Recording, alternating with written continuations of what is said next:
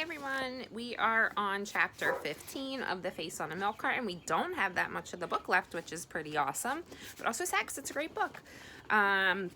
Chapter 14, where we left off, was that Jenny and her parents really kind of cried it out about her and Hannah and all of that, and we left off with her with all of those envelopes in her room at the end of the night.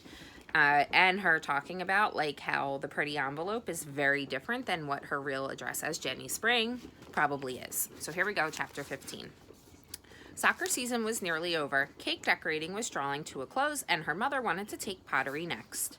Jenny had taken the polka dot dress out of the trunk, washed it and ironed it, and hung it in the back of her closet.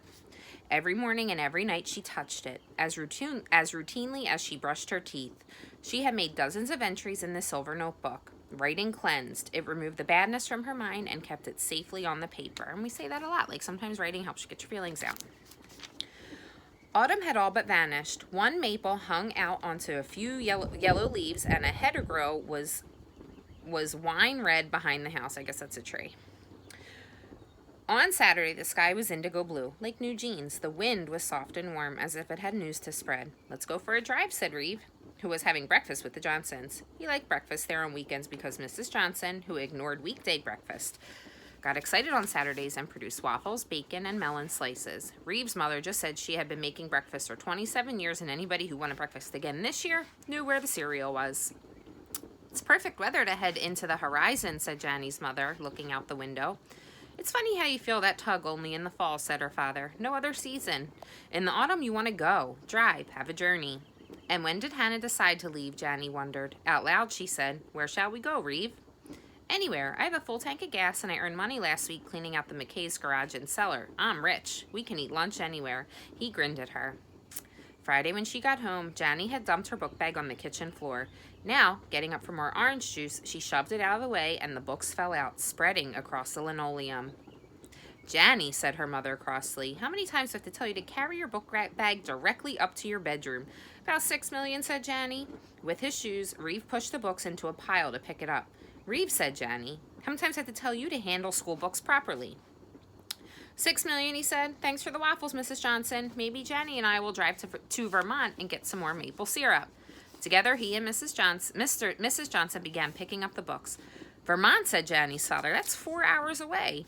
"We'd still get back before dark," said Reeve. Janny's mother scooped up the books nearest her chair. The load was too heavy for her hand and dropped back on the floor. So I'm getting a little nervous that she's going to see this milk carton picture. The blue cloth English notebooks fell open. The milk carton lay exposed. I knew it was coming. Janny lunged forward, slamming the cover shut and grabbing her books. Her parents just stared at her.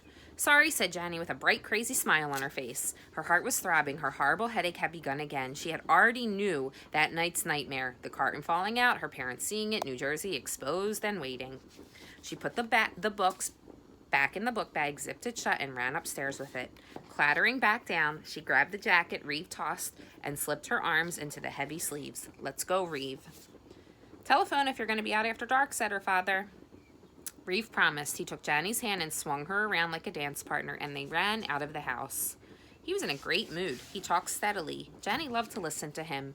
In Reeve's childhood, Megan, Lizzie, and Todd had done all the talking, and Reeve's delight when at last both sisters and his brother were away and came through in his speech. For a change, Reeve could have the audience. "I must have wanted an audience too," thought Janny. "I was only 3.5 and I wanted a bigger audience." Reeve did all the driving. She had not had another driving lesson with either parent. They would have to talk about licenses if they did, and the birth certificate problem, and she was afraid of screaming. "But I know my real birthday. I can make one phone call and they'll send me my real birth certificate." She was trying to fence off all the dangerous places where things may cave in, where they would know that she knew. She kept having the sense that if she could steer her life right, the way Reeve was steering the Jeep right, they would avoid hitting the kidnapping. "I look up the kidnapping in the New York Times," said Janny. She had interrupted him. Reeve stopped his story and drove on, looking straight ahead, his body stiff. "He thought my mind was on him," Janny thought, "and now he knows it wasn't." "I'm sorry. What were you saying?" He shrugged. "Thought you were going to stop worrying about New Jersey," he said. "I was. So what happened?" "I can't." He said, trying to be lighthearted, "I'm not enough of a distraction for you, huh?" And the only thing anybody wants to be in this is the center of the universe, she thought. Reeve had to wait for Megan, Lizzie, and Todd to go away before he could be the center. I wanted to be the center so much I traded my family for an ice cream sundae. She said, "You're not a distraction. You're the light of my life." She thought he would make a face at this Valentine card sentiment, but he said, "Really?" And his face relaxed somewhat. "Really," said Johnny. Reeve stopped at a restaurant, and it was too early to eat anything when they were still waffle stuffed. He ordered Cokes. Reeve chewed ice. "Don't do that," she said. "You might crack your teeth." "There are parts of me I wish you'd pay more attention to than my teeth," said Reeve, and they flirted. She loved the silly sentences, the innuendo. Sarah Charlotte may look older and act older, thought Jenny happily, but I'm the one doing older things.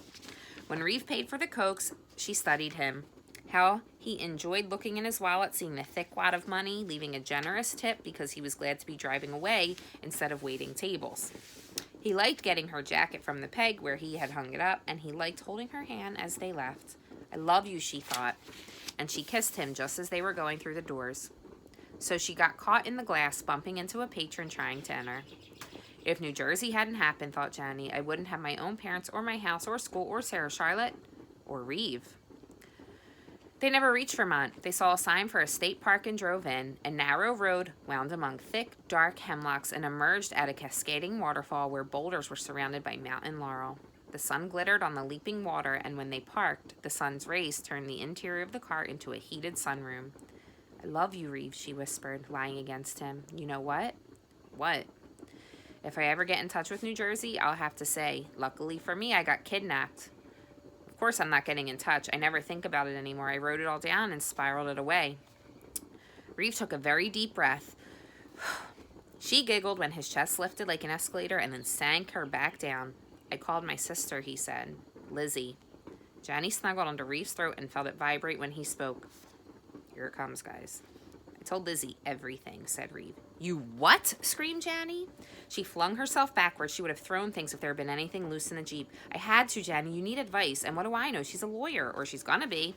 "How dare you!" screamed Janny. "How dare you tell anybody without my permission? I haven't even told my own mother and father. And here you are telling Lizzie, who I can't even stand." She was so frantic the Jeep was rocking. Reeve put on the parking brake. "Listen, Janny, I told her everything you told me, and she said..." "Whatever Lizzie said, I don't want to hear it. I'm sorting this out in my own mind, and..."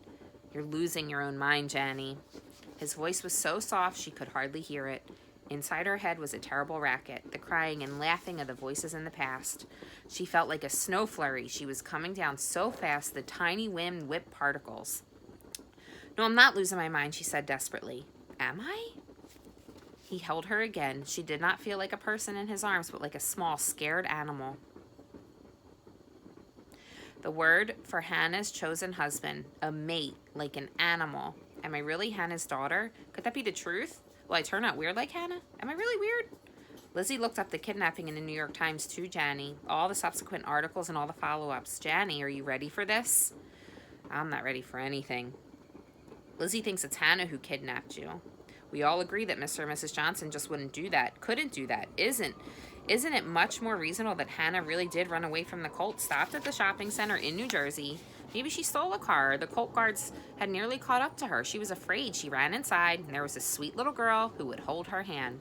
Lizzie thinks maybe Hannah took you along for company, and Hannah was such a lost soul that she didn't even know she was kidnapping you.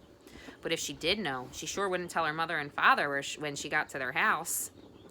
Peace settled on Janny. She felt heavier, as her weight might press against Reeve till his ribs broke, and she said, "Mother and Daddy aren't bad then." "Well, we don't know anything for sure, but that way, your parents' story's entirely true. Lizzie and I can't believe they would have been part of anything criminal or evil." Hannah was the evil criminal. Janny was so lethargic she could not imagine moving again. How wonderful to place the crime on a woman who no longer counted in anyone's life. The sun fondled her lovingly. Or was it Reeve? In an odd way, she felt even more like an animal, soaking up the sun. No worries, no cares, no concern for the future. Just affection and warmth. "I don't know," said Reeve. "I don't think Hannah sounds like evil or criminal. I think she sounds like a scared, Colt-blinded automaton." I don't know that word. "Even at 3, you were a hand to hold, somebody to talk to in the car, somebody to give Hannah courage until she reached her own mommy and daddy and was safe again." Sorry, parched.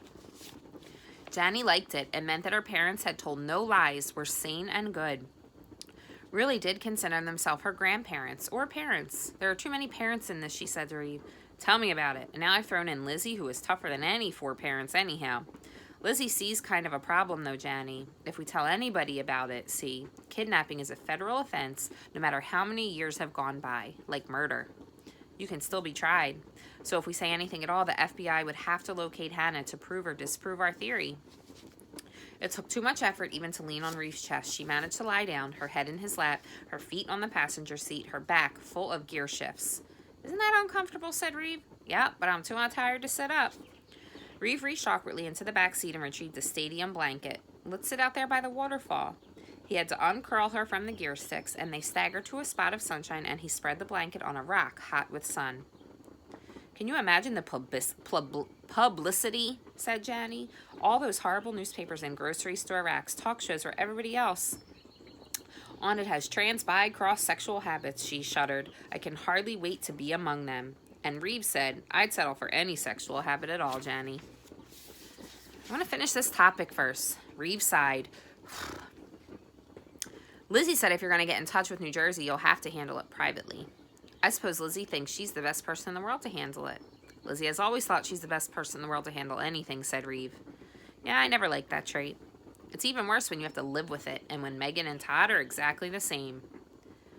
You know Megan and Lizzie and Todd, said Janny. You grew up with them. I didn't grow up with my brothers and sisters. Do you think they even talk about me at supper, or keep my picture on the wall? Or say to each other, she'd be a sophomore in high school now? I'm sure they do, said Reeve, and he was kissing her everywhere. He had unbuttoned nothing, was feeling through the fabric. His mind was definitely not on New Jersey. One bad thing is still true, though, said Janny, starting to cry. What? He kissed her tears, and she kissed his lips, tasting the salt of her own weeping. I'm still a rotten little kid who wanted more attention and was willing to be kidnapped to get it. Reeve laughed. You can't have been too rotten if they're advertising on milk cartons to get you back. We're both frantic, she thought. His heart is racing for me. My heart is racing for fear, she said. There are only 2 choices. Right. Either we do it or we don't. I vote we do it. Wrong. You know what he was talking about. Wrong. Either I get in touch with New Jersey or I don't. And I vote I don't. I vote that too. Who needs another family? And Reeve shifted half on top of her. His weight was warm and convincing. That is the end of chapter 15. So I will talk to you tomorrow. Good night.